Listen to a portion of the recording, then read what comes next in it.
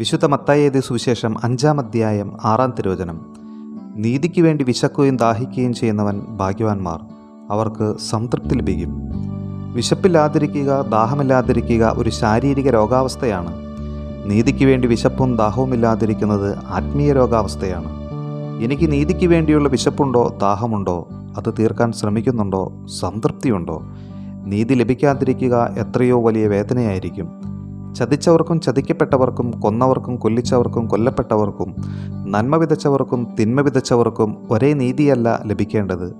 ഭൂമിയിൽ നീതി കിട്ടാത്തവർക്ക് മരണത്തിനപ്പുറത്ത് നീതി കിട്ടേണ്ടതുണ്ട്. അനീതി കണ്ടിട്ടും മൗനം പാലിക്കുന്നവർ നീതിയെ ക്രൂശിക്കുന്നു, അനീതിയെ പ്രോത്സാഹിപ്പിക്കുന്നു. നീതി നടപ്പായാൽ മാത്രമേ സമാധാനമുണ്ടാകൂ. ദൈവത്തിന് അർഹതപ്പെട്ടത് ദൈവത്തിനും മനുഷ്യർക്ക് അർഹതപ്പെട്ടത് മനുഷ്യർക്കും നൽകുന്ന ധാർമ്മിക സുഹൃതമാണ് നീതി. ദൈവത്തിന് നൽകേണ്ട ആരാധന, സ്നേഹം, ആദരവ് ദൈവത്തിന് മാത്രം നൽകുക. മനുഷ്യർക്ക് അർഹതപ്പെട്ട അവകാശങ്ങൾ മനുഷ്യർക്ക് നൽകുക. അത് നൽകാതിരിക്കലാണ് അനീതി. അനീതി ഇല്ലാതാകാനും നീതി പുലരാനും തീവ്രമായി ആഗ്രഹിക്കുകയും അതിനായി പരിശ്രമിക്കുകയും ചെയ്യുന്നവർ നീതിക്കായി വിശക്കുകയും ദാഹിക്കുകയും ചെയ്യുന്നവരാണ്.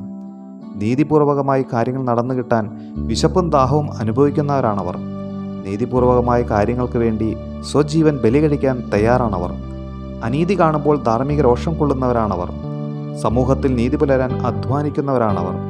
നീതി കിട്ടാതെ വേദനിക്കുന്നവർക്ക് വേണ്ടി അവർക്കൊപ്പം അവരുടെ സ്വരമായി കരമായി മാറുന്നവർ. നീതി നിഷേധം കാണുമ്പോൾ ആന്തരികമായി കരയുന്നവർ.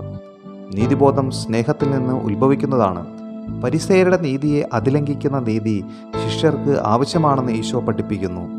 നീതിക്കായുള്ള പ്രവർത്തനം സ്നേഹത്താൽ പ്രചോദിതമാണ്. ദൈവത്തോട് പുലർത്തേണ്ട നീതിയുണ്ട്, മനുഷ്യരോട് പുലർത്തേണ്ട നീതിയുണ്ട്, തന്നോട് തന്നെ പുലർത്തേണ്ട നീതിയുമുണ്ട്. സാമൂഹ്യ നീതിയുണ്ട്, രാജ്യത്തോടും പ്രകൃതിയോടും നീതി പുലർത്തേണ്ടതുണ്ട്.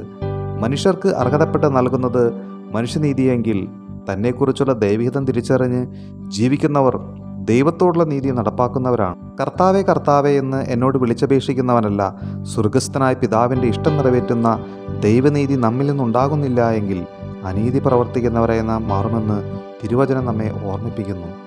ദൈവബോധം നീതിബോധം നൽകും, നീതിബോധം അപരബോധം നൽകുന്നു, അപരബോധം വിശുദ്ധ ജീവിതം നൽകും, വിശുദ്ധ ജീവിതം നിത്യത നൽകുന്നു.